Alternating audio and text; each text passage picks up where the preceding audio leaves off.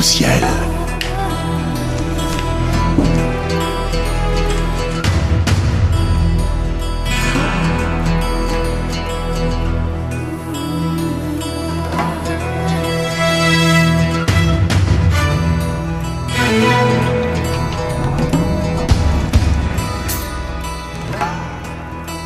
Arc-en-ciel, votre émission marocaine, chaque dimanche de 14h à 15h pour tout savoir sur le Maroc. Actualité, culture, économie, société et animation festive. Avec Abdelatif, Arc-en-ciel au cœur du Maroc.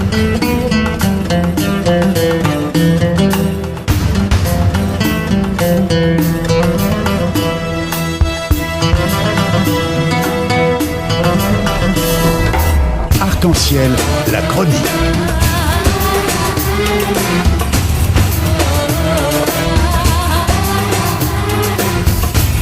Arc-en-ciel info.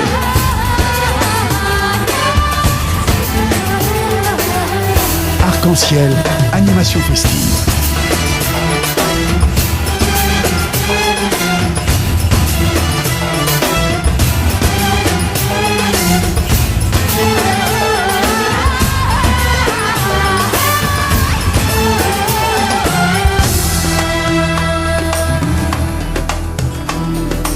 Arc-en-ciel, au cœur du Maroc.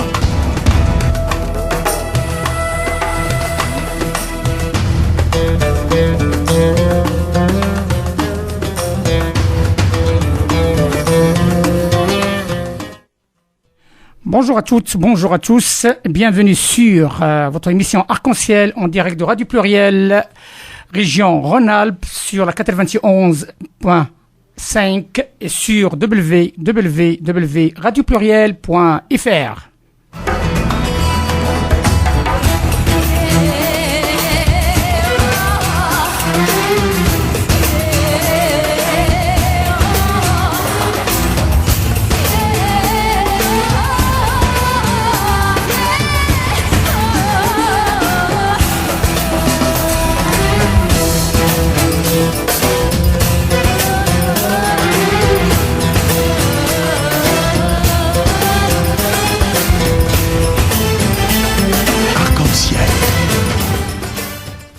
Avec vous fidèles serviteurs Abdelatif Sadqi et Abdelaziz Ad-Dahassi et El Mahdi, on vous dit bienvenue sur Radio Pluriel, radio de la diversité et radio de la tolérance.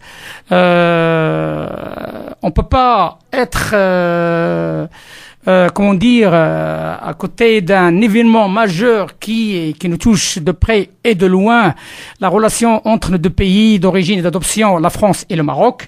Et c'est pourquoi aujourd'hui, nous consacrons une émission spéciale à cette relation France-Maroc et cette grippe passagère que nous considérons une grippe qui a en fin d'hiver.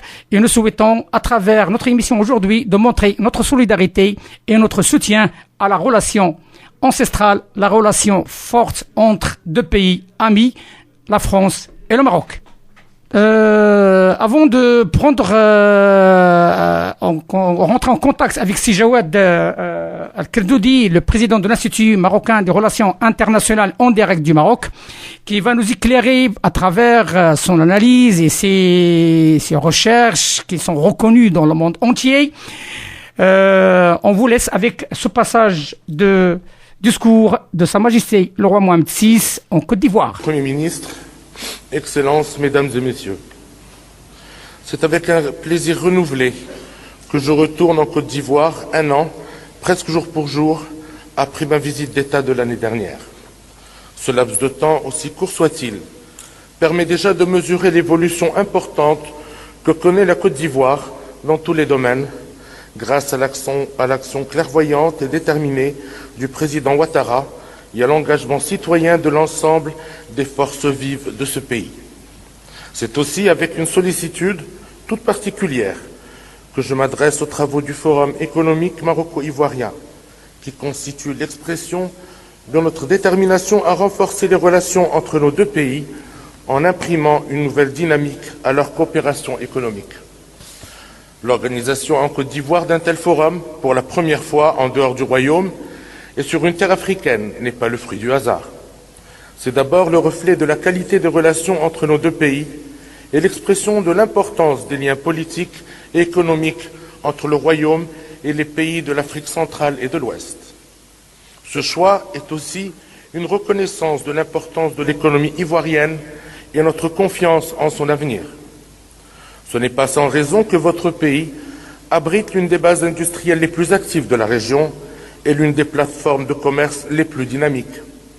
Désormais, à l'heure où les péripéties politiques font partie du passé, l'unité retrouvée et la paix rétablie sont assurément la grande force de la Côte d'Ivoire.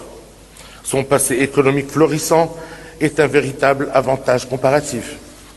Monsieur le Premier ministre, Excellences, Mesdames et Messieurs. La chronique. Bonjour à nos auditeurs et à nos auditrices, bonjour Abdel Latif, bonjour Mehdi. Donc nous allons avoir plusieurs intervenants que je vais te laisser présenter très rapidement, Abdel Latif. Oui, bien entendu. Nous sommes en direct maintenant avec M. Jawad Kardoudi, qui est le président de l'Institut marocain des relations internationales. Nous serons en direct après avec Mme Aïcha Esselki, qui est membre de l'IOMP et présidente de la commission banlieue, jeunesse et mieux vivre ensemble au sein du Conseil national des Français et de la diversité. Et nous aurons en plus M. Driss El Moudni, n'est que le président du Conseil consultatif des musulmans de France, région Languedoc-Roussillon, et aussi vice-président du club des chefs d'entreprise méditerranéens. Et enfin, nous aurons Monsieur le ministre, Monsieur Olivier Stern. Eh bien, donc, Abdel Latif, notre premier intervenant, c'est Monsieur Jawad Kardoudi, qui est président de l'IMRI, donc c'est-à-dire l'Institut marocain des relations internationales, professeur de commerce et de relations internationales, consultant, économiste. Il a aussi, et c'est très intéressant pour aujourd'hui, il a aussi occupé des fonctions diplomatiques puisqu'il a été consul général du Royaume du Maroc à New York, donc, et des fonctions de direction dans le groupe OCE. Bonjour Monsieur Kardoudi. Bonjour. Merci beaucoup d'être en direct parmi nous pour commenter avec nous ces derniers événements sur la relation entre la France et le Maroc.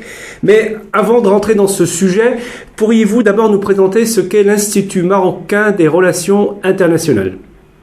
Alors, l'Institut marocain des relations internationales, dont je suis le président fondateur, est un institut qui a été créé en 2003 et qui est spécialisé dans les relations internationales. Alors nous avons 4 missions. Nous avons une mission d'études et de recherche, une mission de conférences-débats, également des publications, et nous organisons également des délégations économiques à l'étranger pour développer les échanges commerciaux et les investissements. Voilà en résumé l'activité de l'IMRI.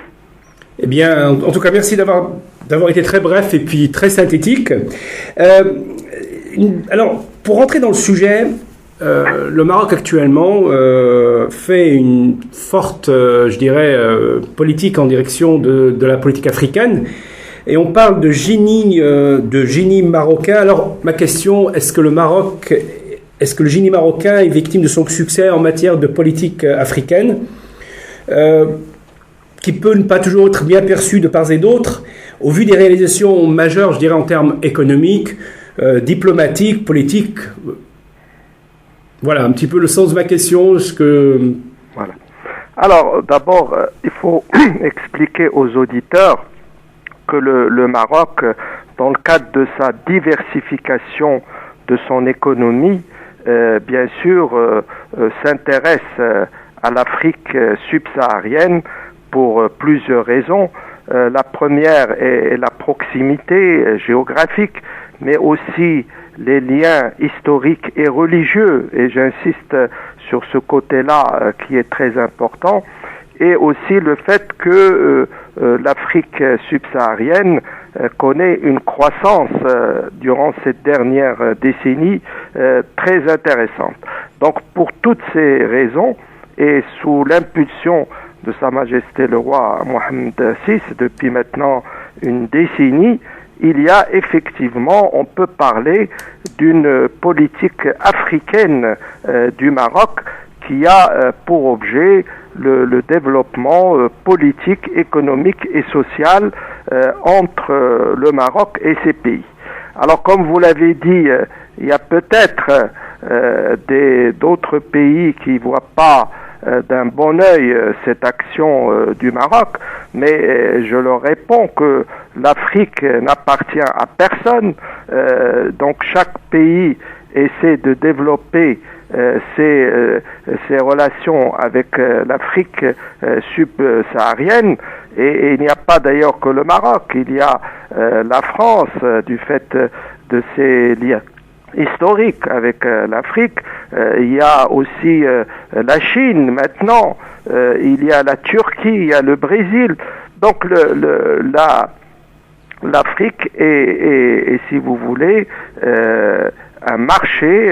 Vous savez qu'il y a 1 milliard actuellement qui vont devenir 1,7 milliard en 2005, et donc c'est un marché intéressant pour l'avenir, et c'est pour cela que le Maroc s'intéresse à cette partie, et je peux vous dire que au contraire, les États-Unis nous encouragent dans cette politique africaine, notamment pour assurer la stabilité et la sécurité de cette région, mais aussi pour lutter contre le terrorisme et l'islam intégral, parce que ce que nous essayons, si vous voulez, de développer, c'est un islam modéré basé sur le culte malikite.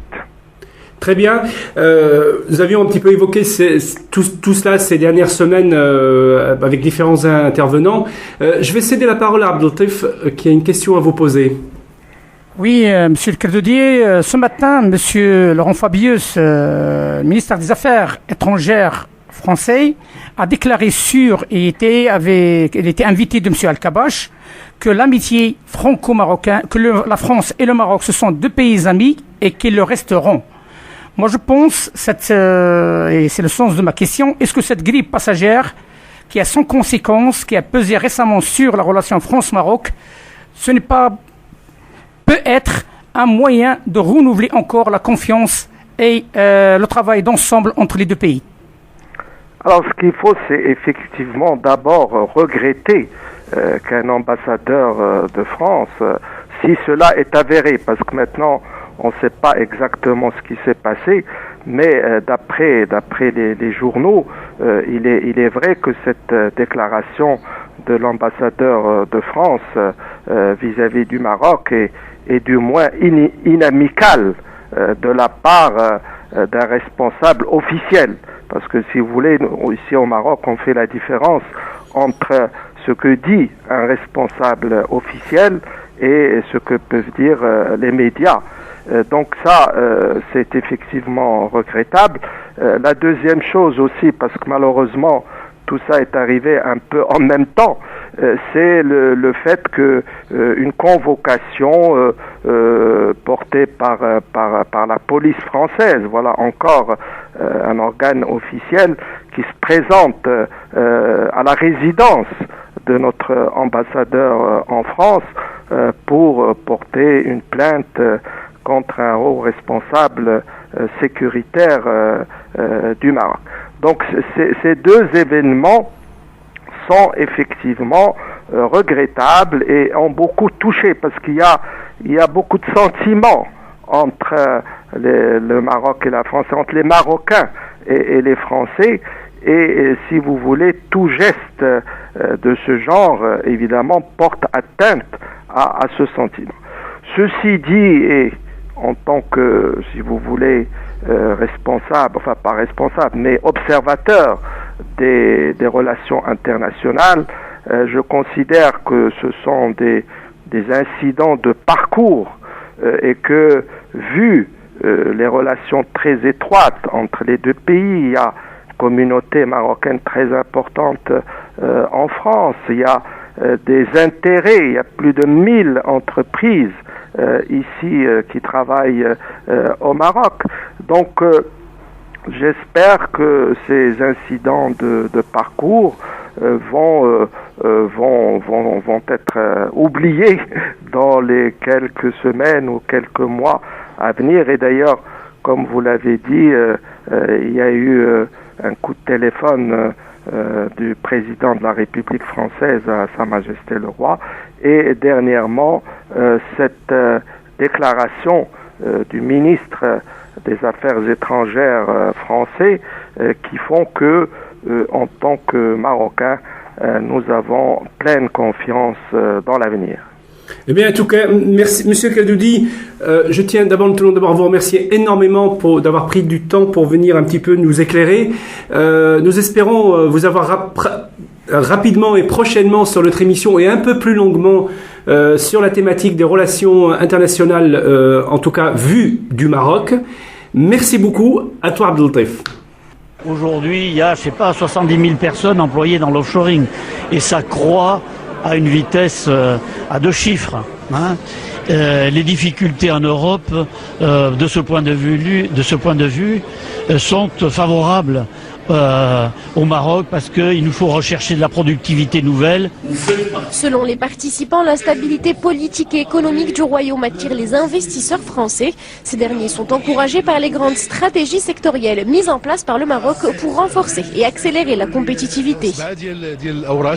Nos travaux concernent de nombreux domaines, le tourisme, la logistique, le transport, l'énergie ou l'industrie. Le facteur le plus important pour rassurer un investisseur, c'est la bonne gouvernance. Le Maroc a donc mis en place des chantiers afin de garantir un bon climat des affaires dans le royaume. Et cela fonctionne puisque les relations économiques entre Paris et Rabat sont au beau fixe. L'Hexagone est au premier rang des partenaires du royaume avec plus de 15% du total de ces échanges. Et les investissements français au Maroc atteignent les 600 millions d'euros. Et justement, même si le Maroc est actuellement en quête de nouveaux marchés, il n'est pas question pour lui de négliger son partenaire privilégié. La France est en effet le premier créancier et le premier bailleur de fonds du royaume, et pas moins de 800 filiales tricolores sont présentes sur le territoire national, des entreprises pourvoyeuses d'investissement dans les secteurs de l'automobile, de l'offshoring ou encore... Oui, effectivement, suite à cette interview de M. Jean-René Fourtou par rapport à cette présence des sociétés françaises sur le Maroc, nous sommes en direct avec Madame Aïcha Salki, membre de l'UMP, présidente de la commission banlieue, jeunesse et mieux vivre ensemble au sein du Conseil national des Français de la diversité, et aussi directrice de la communication du Cercle des jeunes démocrates marocains de France. Abdelaziz, tu es en direct avec Madame Aïcha Salki. Alors, Madame Aïcha Salki est une jeune chef d'entreprise, comme tu l'as présentée. Alors, elle présente la particularité d'être à la fois intéressée et intéressante, tant sur l'espace politique français que pour l'espace politique marocain, mais aussi le cercle économique. Alors, on parle des entreprises marocaines installées, alors des entreprises françaises installées au Maroc, et aussi les entreprises marocaines, en tout cas pilotées par des chefs d'entreprise marocains, franco-marocains, implantés en France. Madame Salki, Aïcha, bonjour. Oui, bonjour. Merci beaucoup d'être en direct avec nous. C'est moi qui vous remercie infiniment de me donner la parole. Alors, écoutez, vous êtes chez vous. Vous savez, tous les auditeurs sont chez eux dans cette belle émission. Alors, vous êtes membre du Conseil national, du Conseil national des Français de la diversité et du Cercle des jeunes démocrates marocains de France. Alors, oui, tout à fait. Est-ce que vous pourriez très brièvement nous présenter ces deux entités ? D'accord. Donc, concernant le Conseil national des Français de la diversité, donc il a en son sein justement des binationaux, c'est-à-dire des Français issus d'Afrique, du Maghreb, du Moyen-Orient et de l'Asie. Ce sont parfois des leaders d'associations, des chefs d'entreprise, mais également des élus. Il ouvre justement ce dialogue, il tend à ouvrir justement le dialogue avec les Français, et il a pour ambition de faciliter justement l'intégration.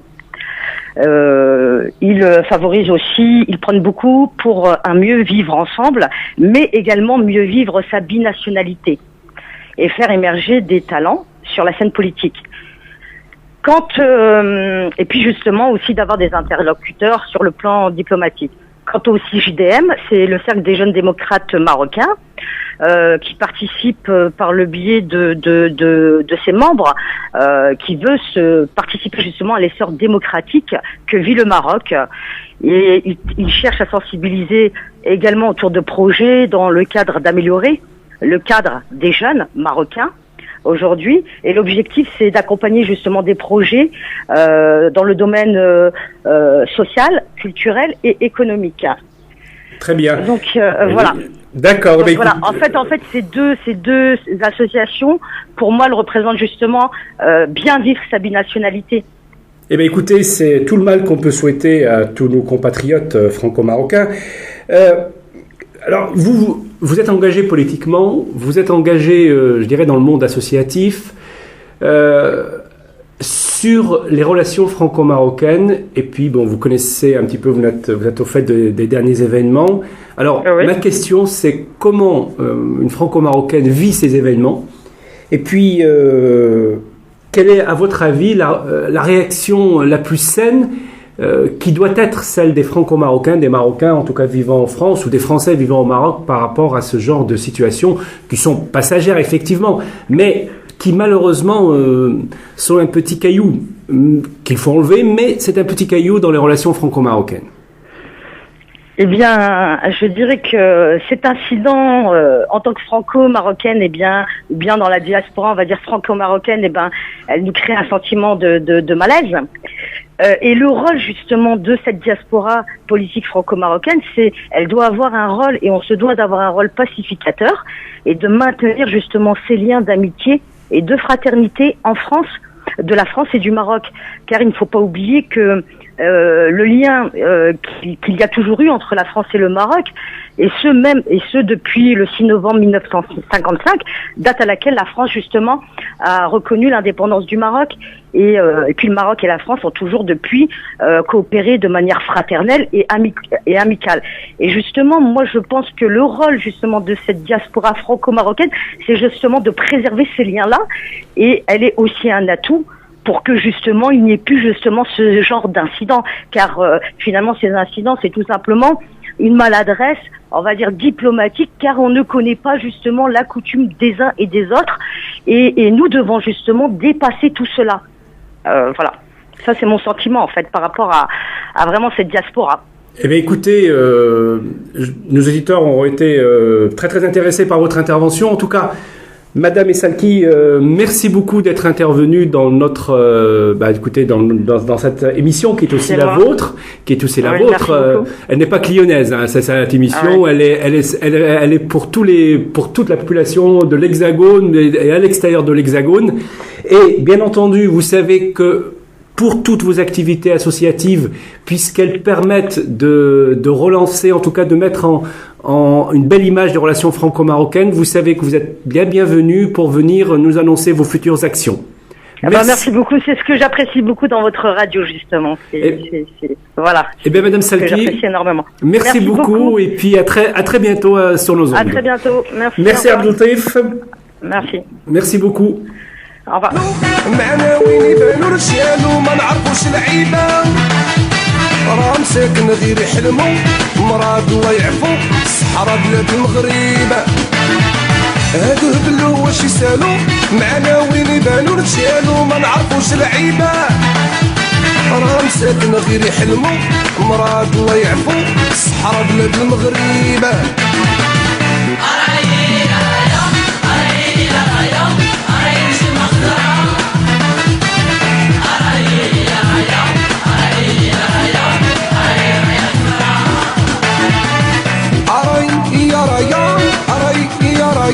أراي نجم أخضران أراي يا ريان أراي يا ريان أراي رايح حمراء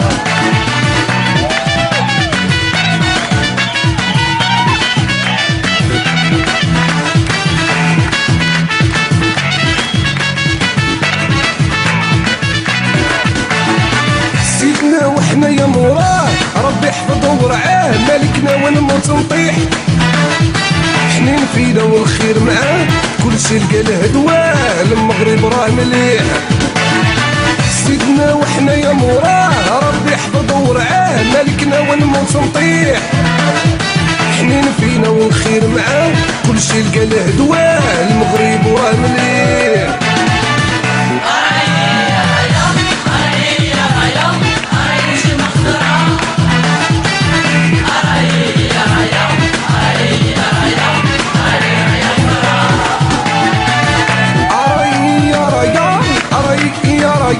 أراي نسمة خضراء أراي يا ريان أراي يا ريان أراي رايح حمراء.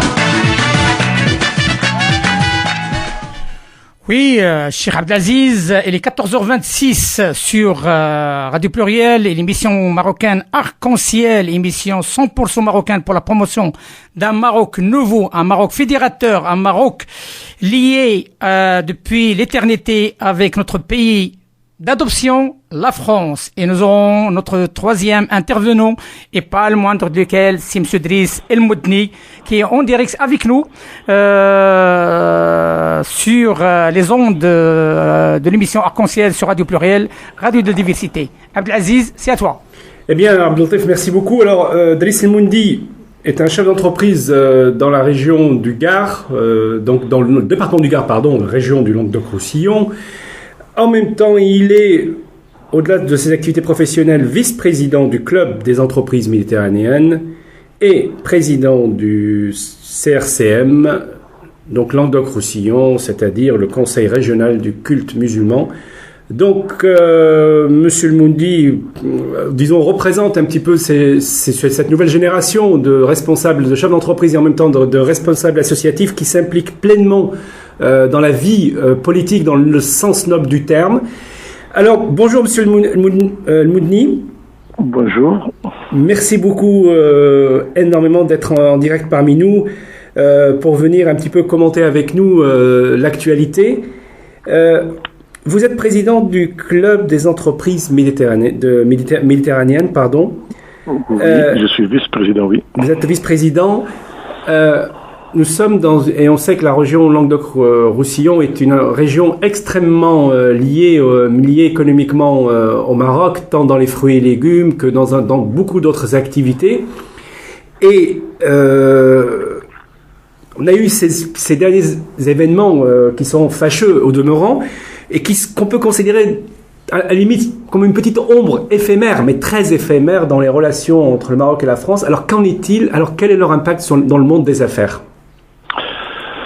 Vous savez, d'abord, je vous remercie d'abord pour l'invitation et je vous remercie aussi pour l'émission que vous faites, car au-delà de la région Rhône-Alpes, des gens autour carrément écoutent et suivent carrément attentivement ce que vous faites. Eh bien, écoutez, merci énormément et vous savez que cette émission est pour tout l'Hexagone, pour le Maroc. Nous sommes suivis par Internet. Nous espérons un jour peut-être être suivis en direct, par la radio, mais pour le moment par Internet. En tout cas, merci d'être aussi fidèle. Je sais que vous êtes un fidèle auditeur. Voilà. Après, bon, ce qui se passe aujourd'hui, bon, c'est vrai pour entre le Maroc et la France. Bon, d'abord, en réalité, il se passe rien du tout. Tout simplement parce que deux nations comme ça, qui ont un passé culturel, un passé historique, il ne peut pas carrément rester attaché à cette grippe, comme on dit, passagère. Le Maroc, vous le saviez quand même qu'il a plus de 15 siècles d'existence. Il a une culture carrément qui est racinée au profond carrément dans l'humanité. Et le Maroc aussi est un partenaire solide et lié à la France, que la France il ne peut pas ignorer ça. Alors, des fois, on regarde un peu les choses un peu à côté, mais vous savez, bon, quand on fait quelque chose, quand on sème pas de suite et on récolte de suite. On sème et on attend la récolte.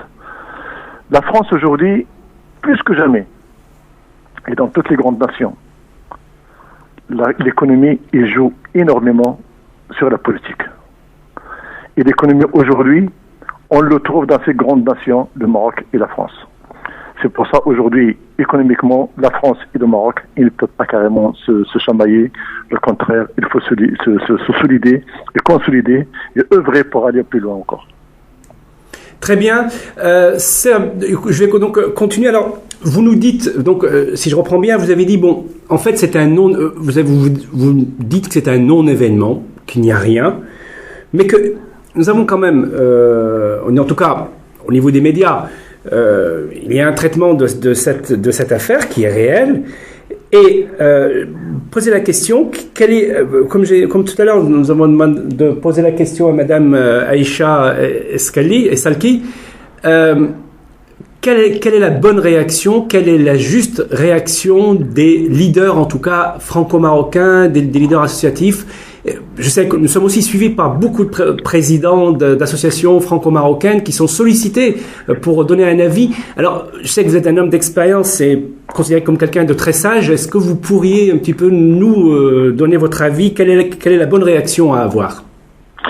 La bonne réaction à avoir, il est simple de toute façon. D'abord, je remercie Madame Sirkli d'abord pour son intervention, que j'admire beaucoup cette femme. Les ennemis de la France, ils ne manquent pas. Les ennemis du Maroc aussi, non plus. Il y en a un paquet. Mais aujourd'hui, ces ennemis-là, carrément, ils cherchent toujours à nuire cette fraternité qui existe entre le Maroc et la France. Et c'est pour ça que je dis, et je répète, la France et le Maroc sont mûrs. Ce ne sont pas des pays qui viennent de naître. C'est des pays quand même qui ont des racines, qui ont une culture plus de 15 siècles. Il ne peut pas carrément se baisser à ce niveau-là de ces associations qui veulent, par intermédiaire d'autres, nuire à la relation franco-marocaine. Entre parenthèses, vous savez qu'aujourd'hui, l'Afrique, tout le monde court derrière l'Afrique. La Chine est une grande nation.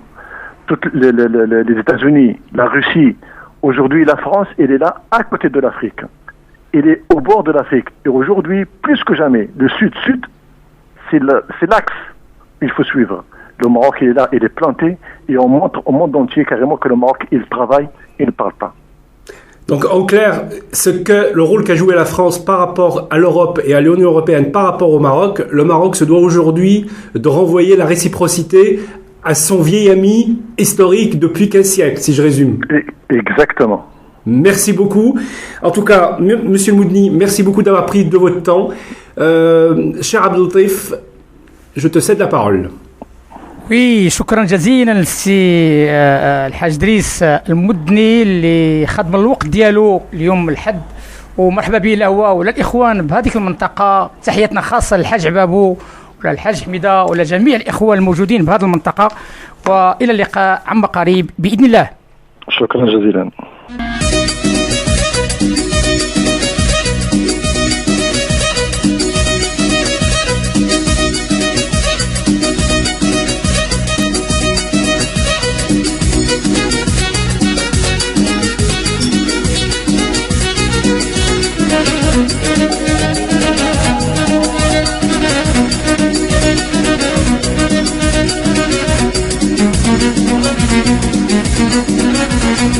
Thank you.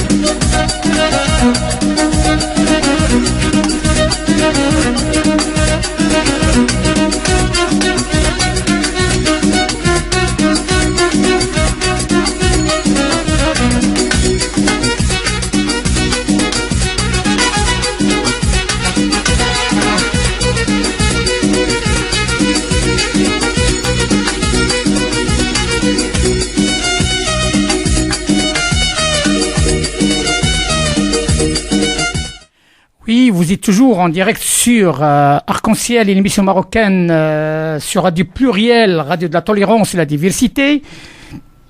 Nous sommes en direct avec Monsieur Olivier Stern, ancien ministre et aussi président du Conseil national des Français de la diversité. Il est en direct avec nous. Je laisse la parole à Si Abdelaziz Dahassi pour poser et présenter Monsieur le ministre. Eh bien, merci Abdeltaïf. Je voudrais d'abord présenter Monsieur Stern à nos auditeurs, Monsieur le ministre, qui a été secrétaire d'État dans les dans les années en 1968. Il a été secrétaire d'État aux affaires sociales, sous la tutelle de Jacques Chirac, ministre de l'Emploi, et qui a abouti aux accords de Matignon. Ministre du Tourisme, ancien ministre du Tourisme sous le gouvernement de Michel Rocard.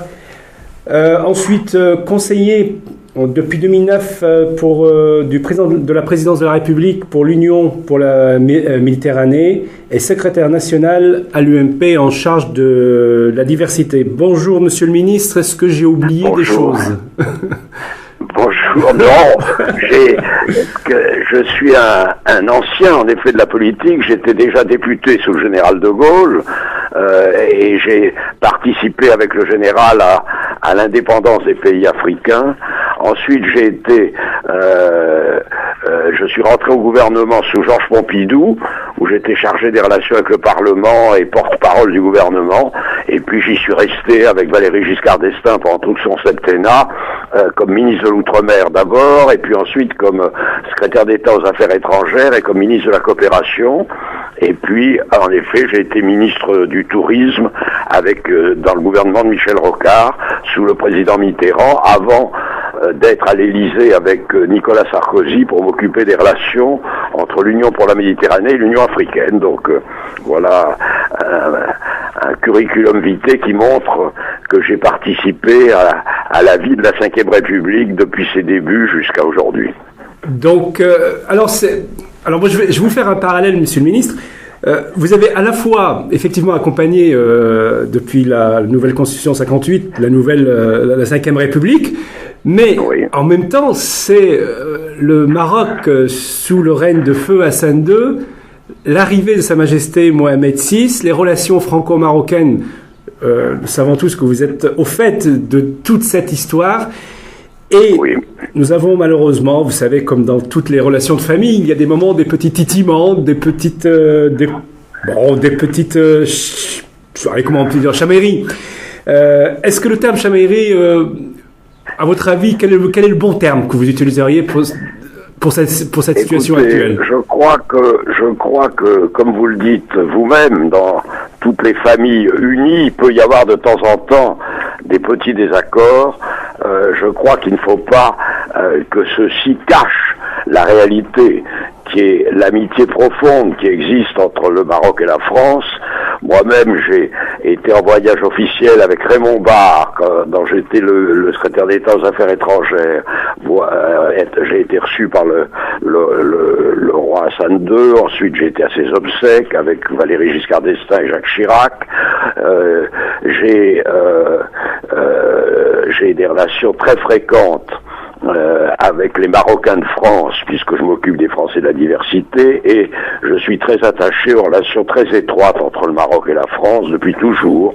Ma femme d'ailleurs est née ma propre épouse est née à Meknès, où elle a vécu jusqu'à l'âge de 7 ans, et nous allons très souvent au Maroc, soit pour des raisons professionnelles, soit pour des raisons personnelles, en vacances par exemple. Mais le Maroc est un pays avec lequel je pense qu'il faut que la France ait des relations de plus en plus étroites, et donc je crois que les petits incidents qui ont eu lieu ces derniers jours ne doivent pas masquer la réalité, qui est la profondeur de relations qui résulte d'une histoire commune, de langues partagées, d'une culture souvent proche.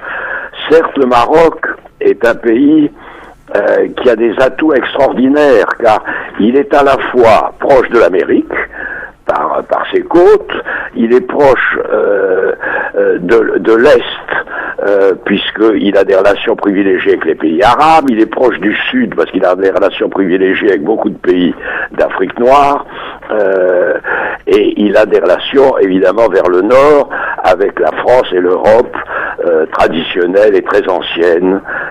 Tout cela fait que je crois qu'il ne faut pas trop attacher d'importance à ces petits incidents qui seront vite oubliés et auxquels tous les responsables français, qu'ils soient de gauche ou de droite, considèrent qu'ils doivent être mis à leur juste place.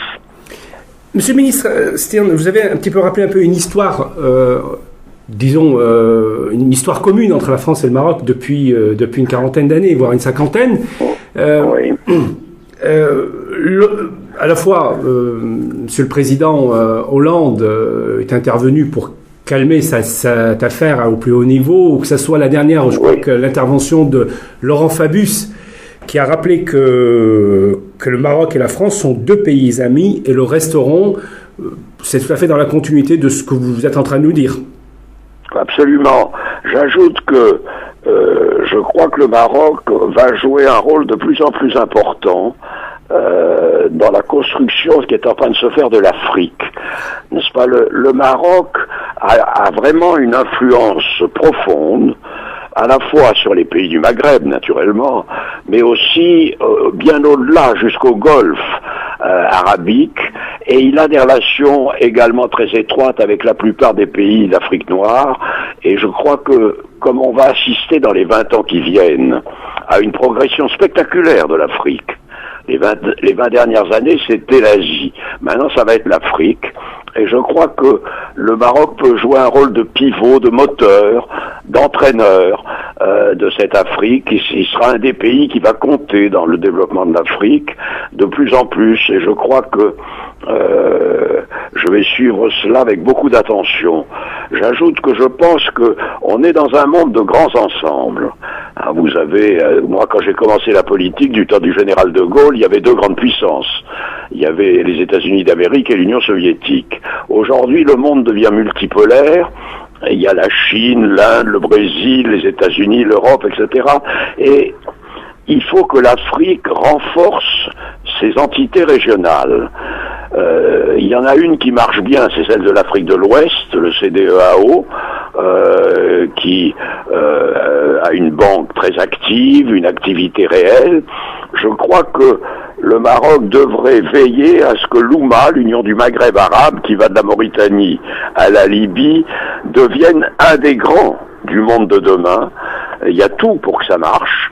Il faut rapprocher simplement le Maroc et l'Algérie et puis veiller à ce que les évolutions se poursuivent dans le bon sens en Libye, en Tunisie et aussi en Mauritanie. Et donc je crois qu'il y a là une base aussi extraordinaire pour le monde de demain, que cette Oumma, il faut la renforcer, il faut la solidifier.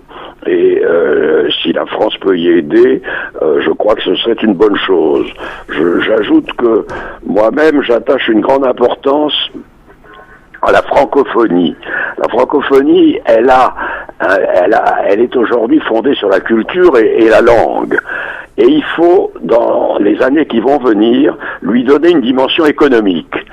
Il faut que les pays francophones aient entre eux plus d'échanges, plus de relations économiques, comme c'est le cas par exemple pour les pays du Commonwealth, où il y a des rencontres fréquentes et des activités réelles entre le Canada, l'Australie, la Nouvelle-Zélande, la Grande-Bretagne, etc.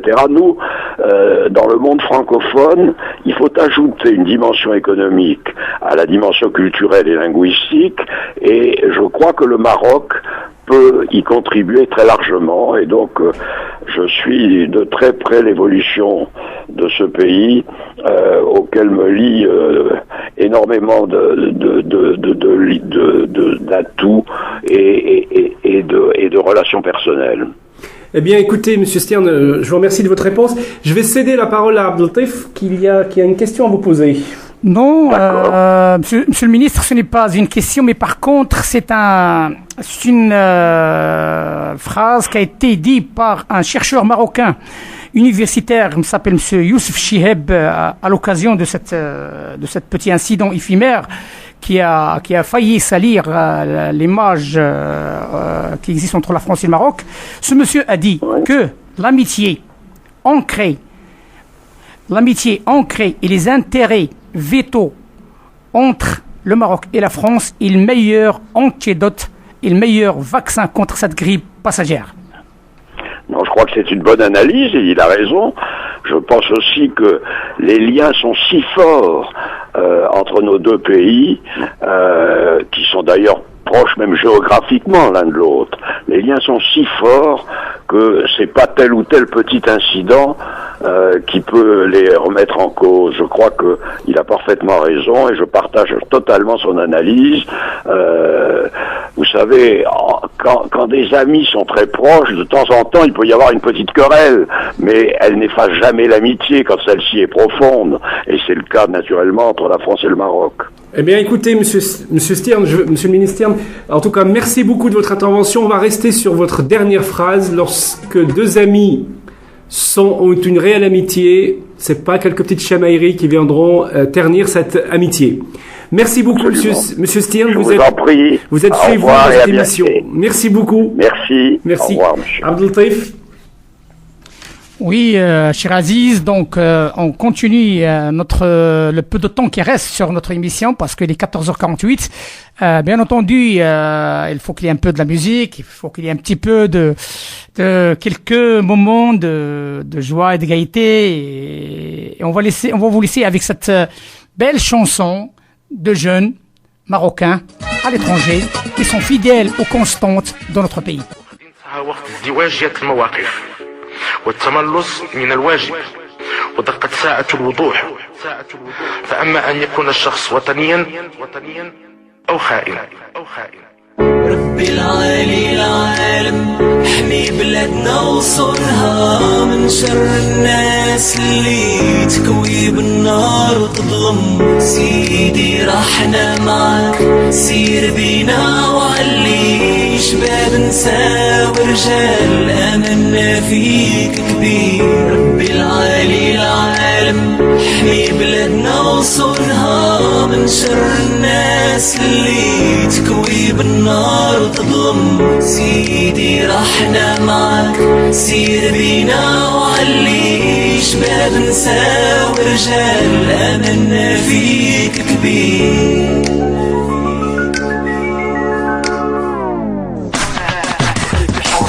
عليك يا مغرب يا معقل الرجال يا معقل الجنود شهداء الأبرار تاريخ يشديك على مر العصور شعب صامد وقوي من الشمال للجنوب حتى انا مغربي قح مغربي حر دوز يا من العز ودوز يا من المر نخدم هاد البلاد ونزيد بها القدام 10 سنين ديال الثورة خلقين بها العتيان إلا جا حنا غاديين رافعين راية البلاد في المدن والقرى بالتنمية والجهاد 10 سنين ديال الثورة كاملين اللور قيادة ملكية يا شريف وش النور ثورة بدينا 10 سنين هذه 10 سنين من التغيير والتنمية 10 سنين من حرية التعبير والإنصاف والمصالحة 10 سنين من الأمل الكبير الأمل اللي تزرع وباقي حي فينا طريقنا يمكن تكون باقي طويلة لكن أحلامنا وأملنا فيك غتبقى ديما كبيرة ربي العالي العالم احمي بلادنا وصونها من شر الناس اللي تكوي بالنار وتظلم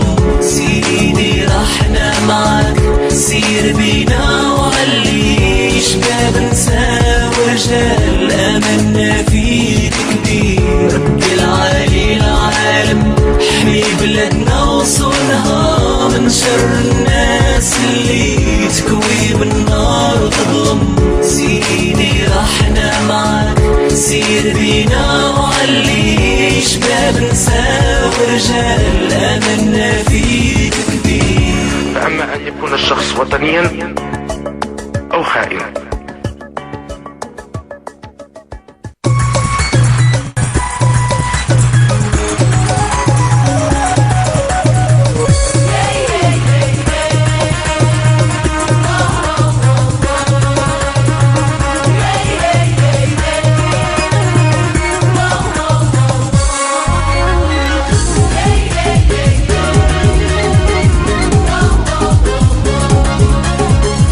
hey, hey, hey.